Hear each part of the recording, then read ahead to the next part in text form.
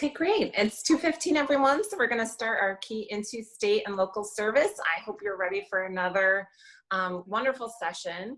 We're going to begin with a joint presentation from Peter Morrissey and Yesenia Martinez from the Volcker Alliance. The Volcker Alliance advances effective management of government to achieve results that matter to citizens. The nonpartisan organization is inspired by the legendary public service of its founder, Paul Volcker, who is also a Phi Beta Kappa member and a former chairman of the Federal Reserve, and his vision of a public sector workforce with the experience, preparation, and commitment to ensure that government is accountable and delivers with excellence. Peter Morrissey is Associate Director and has worked for the Volcker Alliance since its founding, supporting its launch and the development of its organizational strategy and core programmatic work. He currently helps direct the Alliance's public service portfolio, including the Government to University Initiative, also known as GTU, and other efforts to strengthen the cultivation of the next generation of public servants. Previously, he worked in New York City government, and he earned a bachelor's degree from Fordham University with Phi Beta Kappa distinction, a Master of Philosophy from the University of Cambridge, and an MBA from the University of Chicago's Booth School of Business. Welcome to the conference, Peter. Thank you. Thank you. And then as Senior Program Associate at the Volcker Alliance, Yesenia Martinez supports the implementation of GTU and provides project management for various public service work streams. Prior to joining the Alliance, she worked for a New York State Assembly member and also served in local government in Los Angeles, California. Yesenia holds a bachelor's degree from the University of Southern California and a master's of public administration from New York University's Wagner Graduate School of Public Service. Thank you for joining with us today, Yesenia. Thank you. I'm happy to be here. Great.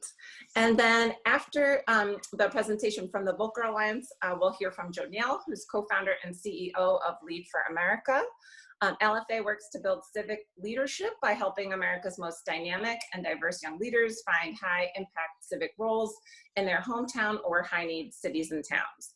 Jo is an experienced social entrepreneur, having founded a microfinance fund in Sierra Leone and 2 education nonprofits that have helped more than 4,000 underserved students navigate the college admission process, learn about global issues, and find their place in the world. Jo also previously served as a Congress Bundestag scholar, working on initiatives at the local, state, and federal levels of the German government, while volunteering as a firefighter and a language teacher for Syrian refugees. Jo graduated Phi Beta Kappa from UNC Chapel Hill, where he was also a Moorhead Kane National Merit and Coca-Cola Scholar. So thank you for joining us, Jo. Thanks so much for having me, and excited to talk with everyone. So thanks so much. Great. So as you can see, they bring a real wealth of background to local and state issues, but then also, since we have some individuals who are also interested in foreign service, that perspective of local and state from that might also be useful to touch on a little bit, Jo. So I'm going to now turn it over to Peter, and thank you all for joining us today. Great. Are you able to see my screen? Yes. Yeah. Great. Well, thank you all so much for inviting us to talk today, and Anne, I appreciate that introduction. We at the Volcker Alliance are motivated by a number of things, but nothing more so than our enthusiasm for the next generation of public service leaders who are going to carry on not just Chairman Volcker's legacy of service, but the legacy of public service that we've had in this country for a very long time and that has served our communities for decades. We are excited for your carrying that forward. I was also particularly excited to join today as a Phi Beta Kappa member to learn about the next generation of folks who are going to ensure that this world is better than they found it. Anne gave you a great introduction to the work of the Volcker Alliance, but one thing that I want to add to it is that Chairman Volcker was particularly motivated, is best known as an economist and for his service in the Federal Reserve, but was more motivated by anything else than by his commitment to a highly effective and capable public service comprised of independent, well-qualified, and properly skilled leaders who could ensure the effective administration of our country's work. That is why the Volcker Alliance exists, and helping strengthen the pathway into public servants for folks like you is the purpose of this organization.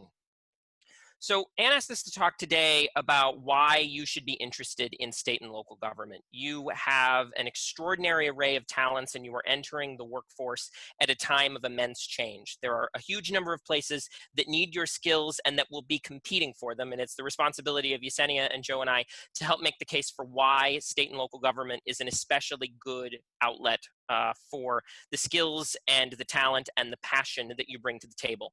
I'm going to talk at a high level about some of the research the Volcker Alliance has done on the scale of the opportunity at state and local governments and some of the needs that are most pressing there. And Yesenia is going to share at a little bit more of a drill down level, some of the ways that you can get into the system. So first, a bit of a civics lesson. I suspect everyone knows that there are 3 levels of government in the United States. And between them, there are about 22 million public employees. One thing I want to flag is that when we think about government, we tend to think about elected officials and appointed officials, people who make the news.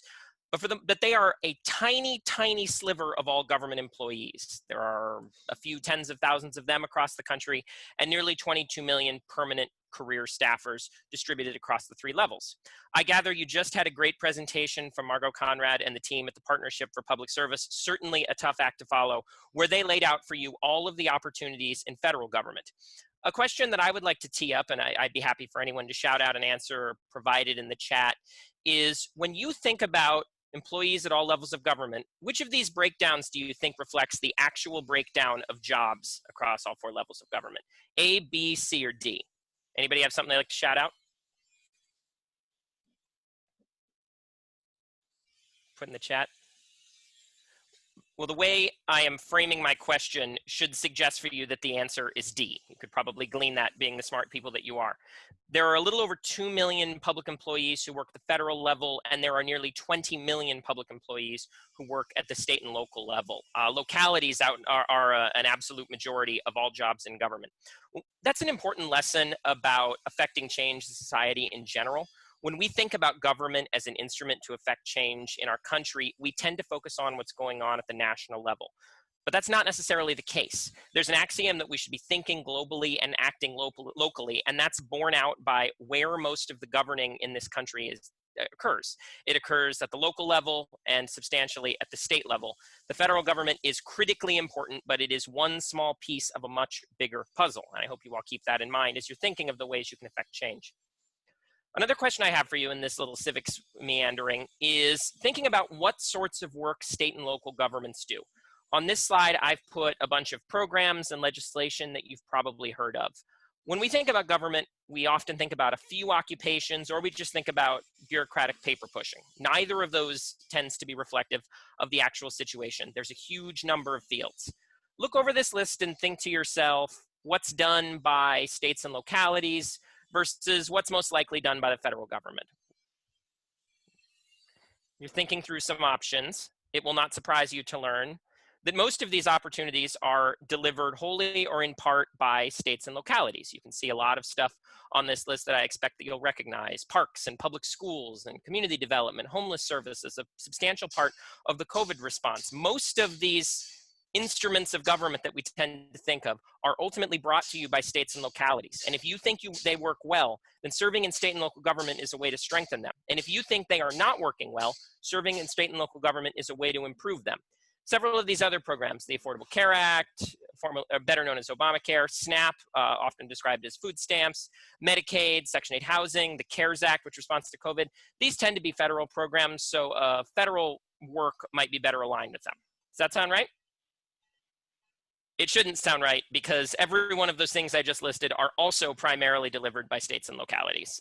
Even programs that we think of as primarily federal, like the ACA, are brought to you in large part because of the decisions made by state and local policymakers and by state and local administrators. I want to flag a couple important things as you look at this list in light of the conversation our nation has been having in the last weeks. There has been a lot of discussion about systemic inequality, systemic racism, and the systemic quality of injustice that keeps our communities and our nations from realizing their full potentials. When you hear that phrase, these are the systems. These are the systems that lead to those inequalities and those injustices. And if you are thinking about all of the interlocking things that are at play in driving the situation we're in, you will come across zoning and housing and public health access and cash support to disadvantaged communities, all things primarily driven by states and localities. There's a political awakening happening in this country right now that is likely to usher in new leadership to city halls and county commissions and school boards and state houses. But Chairman Volcker was fond of saying that vision without execution is hallucination. As newly elected political leaders take office, they are going to need folks in state and local government who administer the work of government, where the rubber meets the road, to ensure that systems that are not meeting our expectations and our needs are able to do so. That calls for people like you. So when you think about this work in state and local government, there's a lot of fulfilling opportunities, and I'm struck by a few I want to emphasize. First, that state and local government is where most government happens, and that it features every sort of job available in pretty much any field that you can imagine. Next, that the work is hard. The issues that government faces are challenging. That's why they're governments to solve. If these were problems that were straightforward or tractable or profitable, then there would already be an app for that. The fact that government is responsible for so many of the policies and programs we've talked about is precisely because they are deserving of the attention and the time of our best and brightest like you. And I would bet folks like you who are in this presentation today are not the sort of people satisfied with work you regard to be easy or simple or straightforward. I alluded to thinking locally and acting globally. The work of state and local government is impactful. An economic development program that the economists among you might end up working in will hire your neighbors, or an infrastructure project that the mathematicians would work on will connect to your communities. And that leads this work to be satisfying. Our surveys have shown that 75% of rising government leaders intend to stay in government for the long term, which is a pretty remarkable thing when you consider that young people are often thought of to be job hoppers. I'm not sure that's as true as the conventional wisdom is, but it's certainly the case that there is staying power in government that we can observe in the data and observe in surveys that you don't often see in a lot of other opportunities for service. So if we have convinced you that government's opportunities are enticing, your next question probably is, okay, but does government really need my skills? We're graduates in the liberal arts and the sciences. Maybe some folks with other backgrounds are the ones that government really needs. There is a common misconception out there that if you don't have a specific technical skill that aligns neatly with an occupation that you're going to see on a job description, you're going to have trouble getting a job. This is generally not the case. Certainly if you are, for instance, an engineer looking for a job in engineering, your skills are hugely valuable and government wants and needs you. But if you have a background in English or in history or in biology or in political science where the jobs English person or historian are few and far between, government needs you too immensely. Anne asked us to talk about some research that I worked on at the Volcker Alliance a few years ago about the skills needed to thrive in public service. It was a report you can see on the screen here called Preparing Tomorrow's Public Service. And when I put together this deck, I wrote down this sentence up here describing opportunities for you. And then I read carefully the report that I haven't looked at in about a year and thought about who we'd be talking with. And I think we can actually make a stronger claim for students like yourselves. Something stronger like liberal arts and sciences graduates are uniquely suited to thrive in government and build fulfilling and impactful careers. You're an academic audience, so I'll give you a little more detail into how the sausage is made than most. We surveyed about 1,000 young leaders in government, people with 5-ish years of experience and responsibility for people and budgets and programs. Think about yourselves in 5 years or so if you chose the state or local, or in the case of the survey, federal government workforce. They're smart, they're motivated, they're beginning to get established, they have a little experience under their belts, and they're thinking about lessons and next steps. We asked this group of people, what skills helped you succeed in government, make a difference, and enhance your impact? We put together a taxonomy of 20 different skills. I put 7 of them up here on the screen, and we asked folks to rate how critical they were to your success versus important, but less absolutely critical. We all agreed that everything on this list was broadly agreeable, like mom and apple pie. But some things really stood out as especially important. Look over this list and think about what you would assume really set leaders apart, especially in government. The things that migrated to the top are those that have ribbons next to them. They are not the skills that tend to align with specific majors. They're not the sorts of things you get by studying one particular class or having one particular credential. However, they're critically important to your success: oral and written communication, project management, which is basically the ability to keep several complicated ideas in your head at the same time, and some grit and determination to overcome obstacles and deal with complicated systems. It's not the case that data capacity or quantitative analysis or financial acumen are not important. They are, and government needs people with backgrounds in those areas. But rather, a different way to think about this is that success in government in particular draws upon the ability to think clearly and write clearly and keep a lot of ideas in your head at once. And if you are not primarily a quantitative person, or you don't have a strong sense of how budgetary analyses work, you are likely to be able to succeed and learn those skills in government. Learning on the job is important everywhere, but what we heard is that it is especially important in careers in public service. We also conducted some focus groups as part of this survey, and I looked back at the findings, and I was really struck by how strongly what we heard from thriving leaders in government aligns with what this particular scholarship program was recruiting here for Phi Beta Kappa. People were looking for critical thinkers and complex reasoners. People who have a strong sense of principles and ethics. It is not a go along culture in most governments. People who are hungry for innovation and creativity. People who are comfortable with nonlinear thinking, with change, and with uncertainty. I think that probably describes a lot of you. And I think it probably aligns really nicely with opportunities that you may not have considered in government. I hope that's the case. I'm going to turn it over to Yesenia to talk a little bit about if indeed we've successfully pitched you on being interested in government's opportunities and having the right skills, how you could get your foot in the door. Yesenia? Thanks, Peter. So now some of you, hopefully all, are probably wondering, how do I get into public service? Well, first, I want to quickly revisit this slide from earlier. As we discussed, the number of state and local government jobs is immense, but this data understates the breadth of opportunities for young people in particular. And the reason why is that the government's workforce at all levels is aging. And so currently there are many talented young people serving government, but the public sector's workforce does skew older than the private sector, as you can see on this map.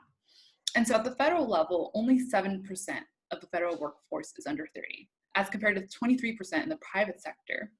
And so looking at this map here, you get the sense that the situation is only slightly better at the state level.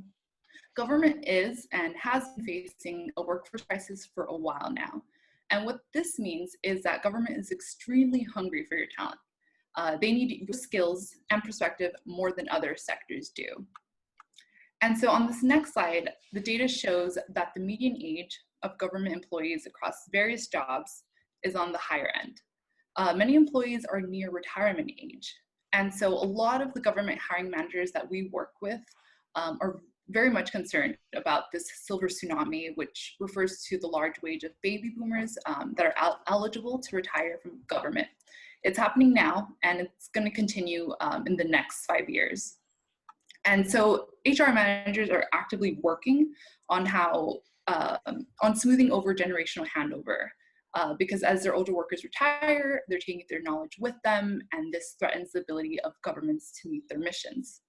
And so for this reason, governments are eager to fill these labor shortages and close these age gaps. What this means for you is that with more vacancies, there's a lot of room for professional growth, and you're likely to be promoted rather quickly within government. And so now we can get into, how do you get into government? What we've learned from our government partners is that internships and fellowships are the way to go. And this is for a few reasons. First, they're great opportunities to learn what you're interested in, given, as Peter outlined, the various agencies and roles within government. And also, secondly, the application and hiring process much more and faster than applying for a permanent civil service position. Lastly, hiring managers tell us that keeping students is a priority for them. So once you're in, it can be easier to stay or land other opportunities, which I can attest to from my experience interning in the city of LA, which I'll get to briefly later. And there are also an array of paid fellowship programs that will not only place you into a public serving institution, but also provide you professional development throughout your fellowship. Some of these programs include Lead for America, which you'll hear about in detail from Joe in a bit. And there's also other programs such as City Year, Govern for America, the New York City Urban Fellows Program, which Peter participated in. And there are also similar programs in states and cities that run their own internship and fellowship programs. So we do encourage you to look into what your community offers. And find some of these opportunities. You can explore some clearinghouses for all sorts of public service position. One of them up here is governmentsjobs.com. It's a public sector job board where government positions from throughout the US are posted.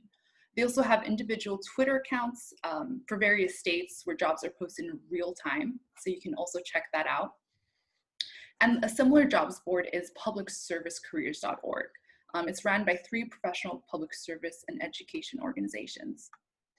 And so also I would strongly encourage you all to really leverage your university's network. Take advantage of your career services offices.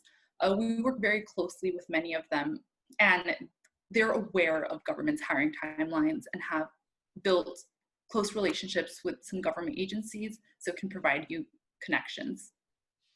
And also look out for career fairs or any panels, which are all virtual now, to meet government employees who can share tips on navigating the hiring process.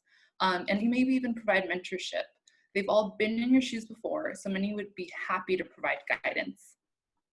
And the last recommendation I have for you is to be attentive to project opportunities with faculty at your universities, research centers, or any collaborations with a professor, because many of them do conduct research for government, helping them tackle challenges. So if and when you are ready to apply for a government position, just be patient. Government is not known for a quick hiring process. Although it can be frustrating at times, it does move slower to ensure that the process is competitive and fair.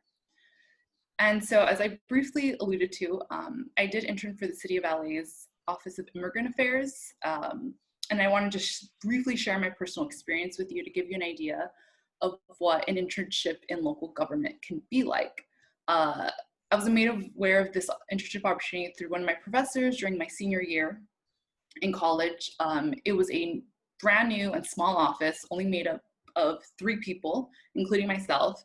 And this allowed me to have ownership of projects and work directly with community members, as well as agencies to carry out not only local policies, but statewide policies as well. And it gave me a close look at how local government functions. And so throughout this opportunity, I was able to meet various government officials across agencies, not just my own, and a lot of them introduced me to full-time job opportunities, which was perfect timing for me because it was my last year in college and I was looking for opportunities, and just overall, this internship experience was really rewarding. And so on the next slide, I'll end by saying that, this presentation would have been very different a year ago. But given the changing nature of the world as a result of the public health crisis, government has been presented a new set of challenges. Just like all industries, state and local governments are facing revenue losses, which has led to widespread furloughs and hiring freezes. And despite reduced staff capacity, agencies have taken on additional or new work while continuing to deliver on its mission. And this is requiring government to respond thoughtfully and has created new areas of need. The public health emergency and the recent waves of protests about police brutality and systemic racism across the country have made it strikingly clear that it matters who fills government jobs. And in the wake of this critical moment, public institutions are going to be actively working on reinventing themselves. So it'll be a very exciting time to serve in government. And now more than ever, they really need people with your values, perspectives, and talents to help ensure that government is responsive and delivers results for all people. And so with that, Peter and I really want to thank you for your time. We'll hand it over to Joe, and we're happy to answer questions after that. Well, thank you all so much for taking time out of your schedules, especially when there's a million different things that you could be doing away from your computer screens, to take a couple minutes to learn more about what we're doing at the Volcker Alliance and Lead for America, respectively. I'm really excited to talk to this group because I was, which is probably believable given how young I look, I was in your shoes not so long ago. I actually started college in 2015, graduated high school in 2014, took a gap year, and really was first coming up with the idea for Lead for America as a college student just a couple of years ago. And so I, as Ann said, have done a couple of different things in the public service realm. My introduction to public service actually was in the international realm. So I did State Department scholarship programs to Indonesia and then to Germany before basically landing on focusing on specifically local work in the United States. And I'm happy to kind of talk through, the pros and cons of some of those different paths if that's interesting.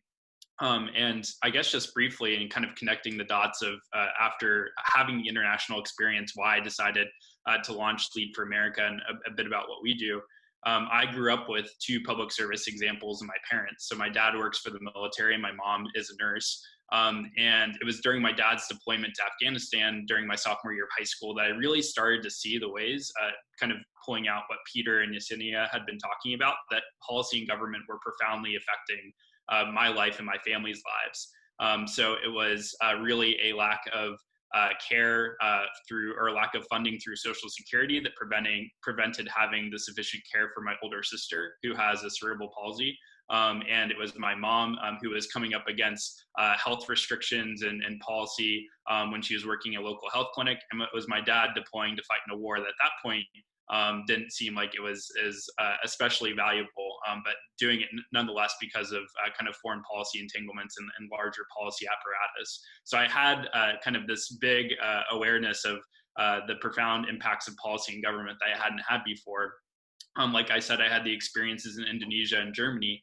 And what I saw when I was in Germany was I was there right at the start of the open door policy in the spring of 2015. And so for those of you, and I know many of you are interested in foreign affairs and foreign policy, so you probably know exactly what I'm talking about. But this was basically, the German government deciding that they are going to accept 1 million+ refugees in a single calendar year. And I think that, from a United States perspective, there was a lot of skepticism. There's a lot of people saying, oh, why are they doing this? Is it politically motivated? But what I saw when I was in the Bundestag and in the Chancellery was officials living up to exactly what Paul Volcker and the Volcker Alliance talks about when they talk about independent, moral, strong, driven public individuals who have decided to actually serve their fellow citizens. And I saw people who said, we may actually be losing our jobs over this decision to accept as many refugees as we are, but it's the right thing to do. And so we're going to go ahead and forge ahead anyway. Where this connects to kind of the local level is that while all those decisions are happening at a federal level or an international level, ultimately the critical juncture was talking to folks on the ground in communities in Berlin and Cologne and small towns across Germany to be able to understand, if we're to accept all these refugees, are we actually going to be able to fully integrate them into communities? What does our social service delivery look like at the local level? Are we going to be able to provide school and housing and all the sorts of other amenities that we need? And so I just share that because I think that even if you have aspirations of serving at the international level or the federal level or the state level, I think it's really, really an incredibly powerful experience to understand, first of all, what it means to serve your closest neighbors and community members, to never lose sight of the fact that no matter what level of public service you're doing, that it's ultimately real lives, real names, real stories that you're serving. And beyond that, I think that there's just an incredible depth of opportunity that Peter and Yesenia and others have talked about as well. So without further ado, I will jump into a little bit more about what we do, but hopefully that was at least helpful. And of course, happy to answer questions. And don't be shy also about adding those in as we go. I won't be offended if you're more interested in talking about something else, and I'm happy to shift gears as needed. Our mission at Lead for America is really to try to get folks exactly like you, our most dynamic and diverse young people from around the country, to be working on the toughest challenges facing our nation and facing our local communities. And this was alluded to in terms of why this is so important right now. I don't need to dwell too much on the fact that trust in government has been declining for a long time, and that's increased and accelerated in the most recent years. Yesenia talked a lot about the workforce aging and retiring. I think we all know that oftentimes our leadership and our public institutions are not representative of the communities that we're serving. And I think it's an incredible strength that Phi Beta Kappa and this group truly is representative of the country and all of its diversity. And then beyond that, there's also this dimension of talent not being distributed across the country. So we have incredible talent that comes out of every single corner of this country, rural, urban, reservations, any sort of community that you can imagine across the country has incredible talent. And yet what happens oftentimes with college is it's this giant sorting mechanism, right? We pull in all of this incredible talent from communities all around the country. And then the funnel really narrows. And actually what this number says right here is 2/3 of college educated millennials are living in just 50 cities. And so it's no one individual person's fault that you decide to take that great job in New York City or Boston or San Francisco or DC. But if every single one of you and your peers decides to basically no longer be serving some of the communities that actually allowed you to get to where you're coming from, not only does that mean that those communities might have not as good outcomes or not as good service delivery, but it also means that that next generation that saw you as incredibly talented, smart, driven people who could have done just about anything, it reinforces that narrative of success that you have to leave and never come back. And so that's a big part of our model as well, is not just getting people to think about public or civic service, but to think about what obligations or what opportunities do I have to actually serve the communities that have allowed me to get here to begin with. In terms of kind of making the case on a local level too, I'll make this very brief, but even if I'm sure, I have no doubt that we have foreign service officers on this call, that we have future members of Congress, people who want to actually be that small fraction of people who are going to be elected officials. And so I guess I'll make a somewhat, targeted approach in that way too, and just be able to say that if you're looking at saying, I think that the big problem is the state legislature in my state, or I think the big problem is actually at the federal level and I want to be a member of Congress or a senator or whatever it may be, the foundation for all of those sorts of roles is actually some sort of local constituency. And if you're to do your homework and actually track down, how did the, most effective folks actually get their start, I think you'll find some really formative grounding experiences, either at the neighborhood level or the local level, where people first had to, really actually, not only make those connections, but build a record of actually serving, again, their closest neighbors and community members. And so if you're talking about, again, how do we change or make more effective the composition of our state or federal branches as well, especially at the elected level, all of that starts with building a foundation of service at the local level too. This is just a quick graphic that I think is fun, and actually Code for America, which focuses specifically on getting tech talent into government, oftentimes uses this, but it shows that oftentimes there's this perception that just going into the nonprofit sector, which may sound ironic given that I run a nonprofit, but going into the nonprofit sector or some of these other opportunities is the best way to make a difference. But when you really boil it down and say, what are the resources that government has at its disposal to actually address our most intractable social issues versus charitable contributions, we're talking about more than a 10-to-1 ratio of resources coming through the government than coming through charitable contributions, as great as those are. And so, of course, we want great people to work for Lead for America. There are tons of great nonprofits doing incredible work. But when we're talking about making systemic institutional changes and actually, really changing the distribution of resources, we have to be thinking about government too. I'm going to skip this slide and just go ahead and move directly into how our fellowship program works. So we have a couple of different programs, and I'll cover them briefly, but the fellowship is really our core program, and it's designed for people who are just a couple of years beyond, or in some cases a year beyond where you all are right now. So we say that it's for folks who are 21 to 30 years of age. Each year we have usually a couple of exceptions, people who are a little bit older, a little bit younger, and we're not too stodgy about that. But in general, we're looking for really talented young people who either they don't have to have gone to college. Some have served in the military. Many of them are recent college graduates. But basically what we're doing is we're looking for really incredible folks like yourselves from all over the country who have a demonstrated track record of service and of leadership, and who see themselves as living lives of public service. From there, we actually ask all of our candidates through our application process to think about, where do you want to go over the course of your career? What would success look like? And what are the communities that have allowed you to get to where you are? For each actual candidate, especially the most promising candidates, we'll literally work with you, even if we don't have a relationship with your specific community or with the sort of local public service entity you want to work with. We'll actually work with you to try to get you the best possible chance of being able to do your fellowship with the local elected official or the local government official or local foundation that you're most excited about. Beyond that, we also have mayors and other officials from all over the country who come to us and building on what Peter had talked about, they'll say, look, our workforce is aging. We're losing all of our young people. We really want to be able to work with you to be able to, bring back really talented folks.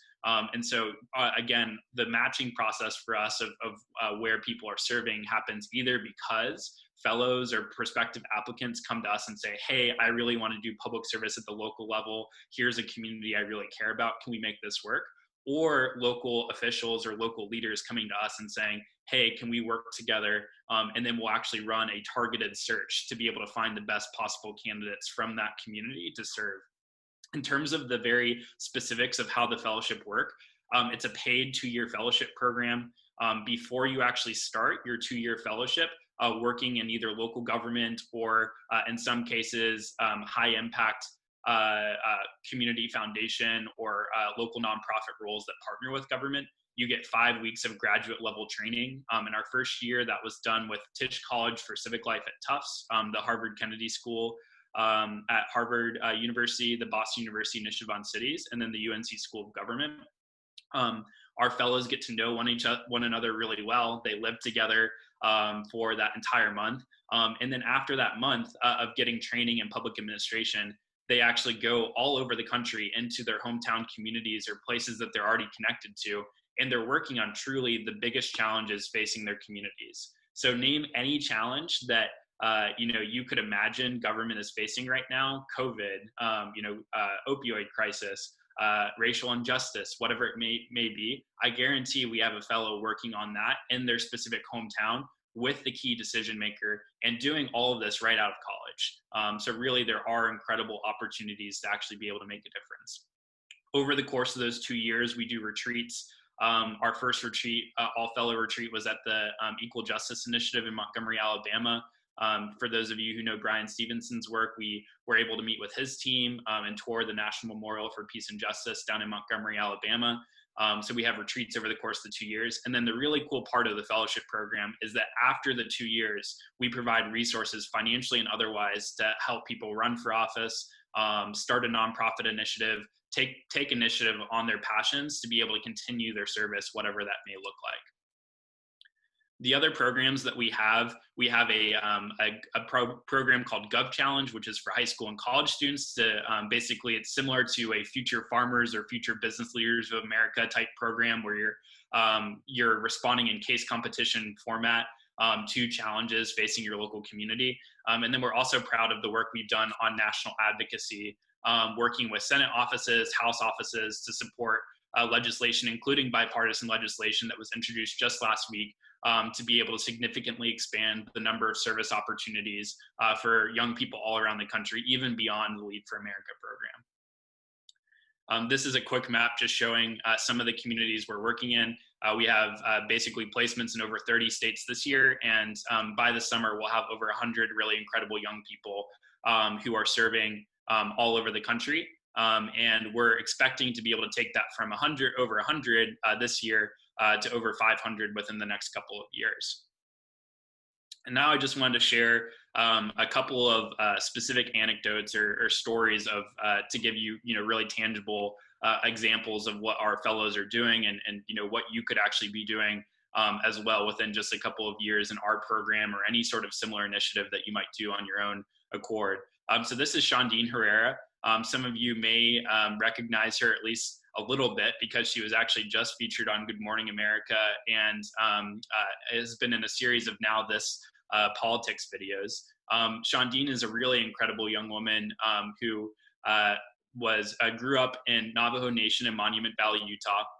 She won a full ride scholarship from the Gates Millennium Program to be able to go to Duke and earned her degree from the Sanford School of Public Policy, and then actually returned to the Untitled Chapter of Navajo Nation, again in southern Utah. And so you'll see here, it says she's a policy analyst and project manager, and she's been doing all sorts of amazing things. But during coronavirus, she's actually been one of a group of 3 that has raised over $5 million to set up an entire food distribution network across the chapter, to be quite literally be able to provide critical food and even medicine to folks who otherwise would not be able to, travel beyond their homes. So this is just, again, one example, her first year out of college, and she's back home on Good Morning America, and quite literally being able to provide resources outside of her 9-to-5 job for hundreds and hundreds of families across her community. This is another one that may be interesting to some of you based off of anyone who eventually wants to run for public office. Evan Bonsall is also a recent graduate. He moved back to his hometown of Marquette, Michigan, right near the Canadian border. And he actually ran for, just months after being back home, city commission and won in a landslide.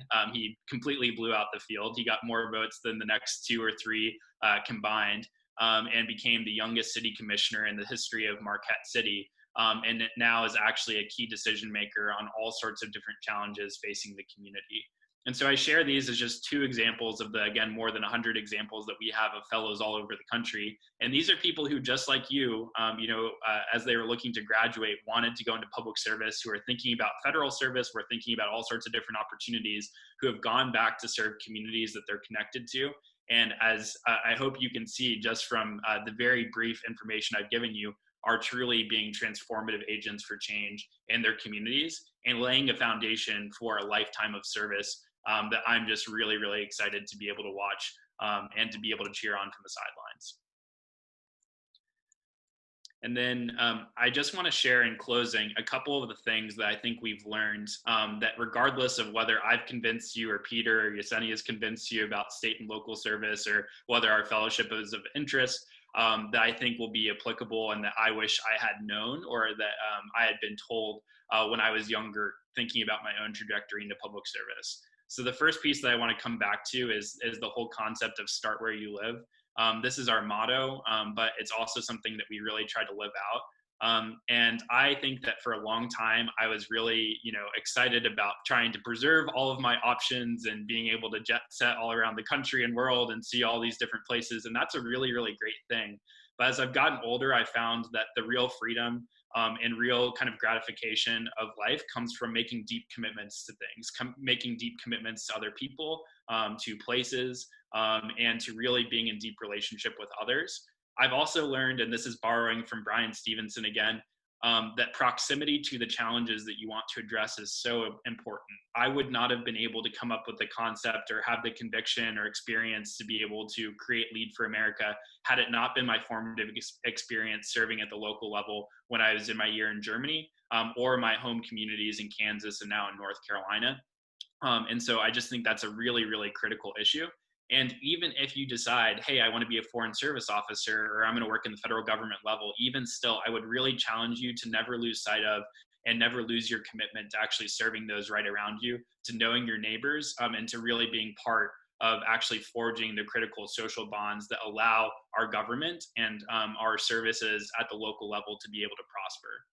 The second thing, and this is building on that first point, is a focus on relationships. There's a number of beautiful quotes that talk about how social change works at the speed of relationships. And I think that's so beautifully well said, and is also so incredibly true. With Lead for America, the only reason we've been able to, raise at this point about $5 million, help more than 300 people start their civic leadership careers, is because people have deeply invested in us, and because we've tried to seek out people who we really admire and say, hey, we don't know exactly what we're doing here, but we'd really love your help. I think that one of the things that was most helpful in college was the advice to use your college visa. When you're a college student, you can send a note to just about anyone and they'll respond and be excited to talk to you as someone going into public service. Don't be shy, send those notes. You would be shocked, I think, at some of the people who will respond to you and be interested, especially given how distinguished each of you are and taking an interest in your public service trajectory. And that's something that we really try to do throughout our program, is help people identify who is your dream personal board of advisors or your dream mentors, and then actually be able to make that possible. And then the third and final piece of it is stay optimistic. I think that right now there's so many things happening in the world, it can totally seem overwhelming. And even if you're exactly in the right role at the right time, you're still going to be incredibly frustrated. Change is still going to happen more slowly than you would hope or than you would expect. And what I try to always go back to is a couple of different things. One, our democracy was designed, for better or for worse, to be messy, to be extraordinarily deliberative, and that's part of the process working. And while that can be frustrating at times, it's also one of our greatest safeguards against, some of the negatives of other political systems. And beyond that, I think the deliberative process and how complicated the challenges are and just how many people you have to get involved makes the successes that you inevitably will have if you put in the work all the more gratifying. So we've had fellows who've told us, including Shondine and Evan, I never expected it to be this hard. And at the same time, I never expected it to feel this good to be able to serve my community. And so I think that, no matter what sort of level you're serving, I think that you'll find that if you stick with it, you're going to be signing up for a lot of late nights. You're going to be signing up for a lot of moments where you're kind of banging your head against the wall of, why is this the way it is? But ultimately, I think on the other side, you'll have a whole lot of pride that you stuck it out and that the work you were doing was so critical to the future of your communities and the future of our country and our world. So yeah, without further ado, I will turn it over to Anne, but again, just deeply appreciative of the time. Thank you so much for letting me share a little bit about myself and what we've learned, and happy to talk about anything and everything that's helpful as it relates to launching a career in public service. Great, thank you so much, Joe and Peter and Yesenia. Those are extremely thoughtful presentations. So we do want to open it up to questions. If you want to raise your hand or in the chat. So it looked like Hadia had a question, Joe. Is the Gov Challenge only available in North Carolina and Idaho? Yeah, and I was just making sure I wasn't muted. So we have had, that slide was a little bit outdated. We've had Gov Challenges so far in 6 different states, and we actually allow students to take the lead in saying, like, if this is something you think your community or your campus could actually benefit from, we allow students to be able to take the lead in that. We have 10 new Gov Challenge directors is what we would call them, high school or college students who have already said this summer or this fall that they want to bring the model to their communities. And so, first of all, it's not just North Carolina and Idaho, and also this is a model that's broadly applicable. Every community has challenges, and you'd be hard pressed to find a local community or local leaders who say, we don't want to find or build opportunities for young people in our community to be able to contribute to making it stronger. So feel free to follow up with me as well on that.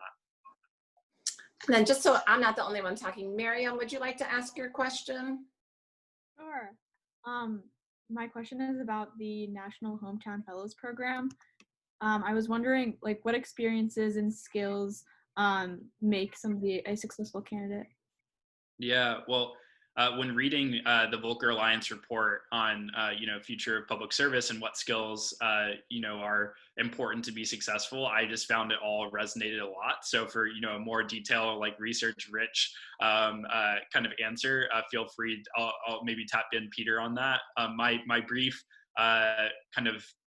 brief answer from a Lead for America perspective in particular is we're looking for people who already have a demonstrated track record of leadership and of service. That can look like a lot of different things. For some people, it's very conventional leadership roles where they are student body president or started a club or whatever it may be. For other people, it's actually taking on a big leadership role in their family. Or it's working a job throughout college. It's much more about what is the why that motivates how they've spent their time, and is it rooted in a deep care for other people and wanting to serve, as opposed to anything that just has to look good on a conventional resume. So that'd be the first point that I would share. I think the other point of this is, over the long term, what is your hope for yourself, for your community, for the country? And then how can you share how this program, being a part of it, will allow you to actually make a huge leap forward towards pursuing that. So no matter what your aspiration is, again, if it's, being a member of Congress or a senator, or it's just, being able to be a dedicated public servant working in local government, all of which we need, how will this program and the experience and the network of fellows actually enable you to be able to do that? And then just building on your own commitment, being able to articulate why is it that you deeply care about this place and that you're willing to dedicate the time, whether it's 2 years or in the case of our program, we're asking for a total of a 4-year commitment over 7 years to being able to make this community stronger. So those are the sorts of things we look for. And again, there's a lot more information and data I could give you, but hopefully that's high level overview is helpful. Great. And then we have a question from Asik, and then after Asik, Sam. Oh yeah, I was gonna ask. So is it possible to do the Lead for America Fellowship, say if you like in your gap year before graduate school because of that 4-year commitment, or is it possible to just do the 2 and then pursue your grad school and then complete it like following? Yeah, so we say 4 of 7 years for exactly that reason. We recognize that for a lot of people, when you're first coming out of college, that you're going to have this really incredible, rich, deep learning experience, and be able to say, hey, I'm realizing that what I want to be able to do is be a department head, or I want to actually run for commission, or I want to do XYZ thing, but that's going to require a law degree, or that's going to require, as Yesenia was able to get, an MPA. And so we want people to be able to understand and really discern what is the best fit for them educationally or otherwise, and still be able to be on a track such that they're, feel like there's something waiting for them on the other side. So I'm sure all of you are familiar with how good of a job consulting firms or investment banks or any of these other groups do at basically getting people in the door, and they say, hey, we're going to pay you really well for 2 years. And then if you stay with us and you want to go to graduate school, we'll pay for that too. But there's this little catch, which is afterwards you owe us at least another 2 or another 3 years. We've tried to set up a very similar system, but instead oriented just around serving public service and serving communities. So a traditional model for one of our fellows would be graduating, doing our 2-year fellowship. We have relationships with graduate schools where they actually give alumni of our program significant discounts on getting their MPA or other sorts of graduate programs. And then we're trying to just make sure that your commitment that you're making afterwards is aligning actually with your purest intentions, which is continuing on in public service and being able to make that possible. So we're going to be flexible on a case-by-case basis, but that's exactly why that language is there. And absolutely, this is something you could do before or after grad school. Could I supplement that, Joe, with the observation that that sort of arrangement where an employer can support graduate education is not uncommon across state and local governments, especially state and local governments that have relationships with universities. You would not assume that the ability to support graduate education is a perk that government has. And one reason you would not be able to assume that is government often does not do a great job advertising it. There are a lot of governments out there that have strong relationships with universities and will support graduate education as well. Something worth keeping in mind as you're thinking of the full suite of pitches. McKinsey's pitch is going to be better than any state or local or federal government because they have a huge and slick and sophisticated advertising department. But the opportunities you could get in government are very real, and also the ability to make the financial case work is often better a little bit under the surface than is immediately visible on the surface. Yep. And there's also public service loan forgiveness programs that exist at universities, even independent of any employer. So I'd really recommend looking into that. I had no idea before I started Lead for America that this even existed, but you don't have to have a partnership or an employer be able to get your foot in the door either. There's programs, great law schools, MPA, MPP programs, all sorts of different programs that say, we're going to either up front give you a fellowship or give you a discount based off of your service, or if you're going into service careers afterwards, that we're going to forgive some or all or some sliding scale on the continuum of your cost of education. So again, would really recommend, if you feel pulled to go into the public service direction, really do some research, because while it's not a perfect scenario, it can be a whole lot better, and we're working to make it better, as is Volcker Alliance. There actually are a lot of opportunities even right now. And then Sam, if you want to ask your question. Yeah, hello. Thank you both thank you all for speaking. I'm just sort of curious about how you strike that balance between deciding to run like at a younger age or an older age, because it sounds like there's a lot of opportunities after undergrad with master's programs, with fellowships, and there's a lot to learn no matter like how old you are. So what are your thoughts on running younger or running when you're later in your career? Yeah, I'm going to let Peter and Yesenia answer that first, since I've been talking a lot, and maybe we'll have different takes on this, which could be kind of fun. So I'd love to hear what you all think on this. Yesenia, what do you think? So I guess I'll give my opinion first. I personally would think that gaining more experience before running for office would be ideal. And that's because, the purpose of running for office is understanding of what your community needs, and that's going to come from getting to know the community. And so if you work in government or work in a community-based organization, you're going to have a clear insights into that. And so whether it's after college getting a full-time position or pursuing an advanced degree, I feel like that would be the best route to go. I think I agree with Yesenia's read there with this little twist on it. One, there is, for whatever reason, some bizarre pressure pushing people against admitting that they are interested and ambitious in running for office. I don't understand why that happens, but the way that it shakes out is very often people who would be amazing at it feel a little bit shamed out of it, and sociopaths pursue it instead. So if you have the inclination, be vocal and enthusiastic about it, because I bet your friends think you would do an awesome job. Two, I personally think one thing that elected official needs more of is people who have previously served in government anywhere.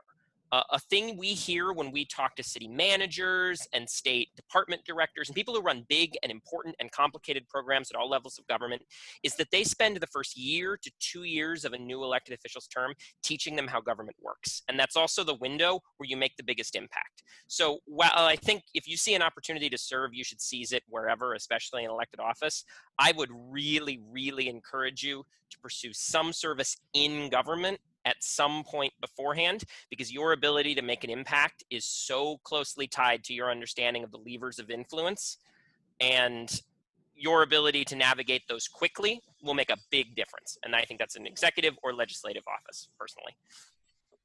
Yeah.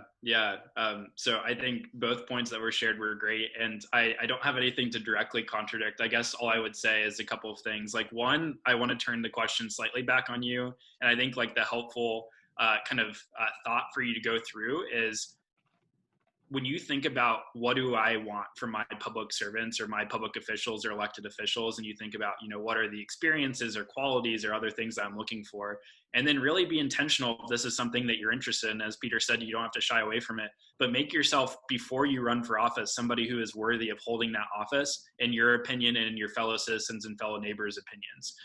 So that could look like a variety of things. Different people, may want different things, but I mean, work on all the different things. And that can be technical skills. It can also just be, waking up and feeling like I'm really proud of the person I've become. And, of course I've got some ambition, but really that is just something that is being channeled really effectively into, an overarching desire to actually be of service. So I think this is ultimately an intensely personal decision that each person is going to have to make.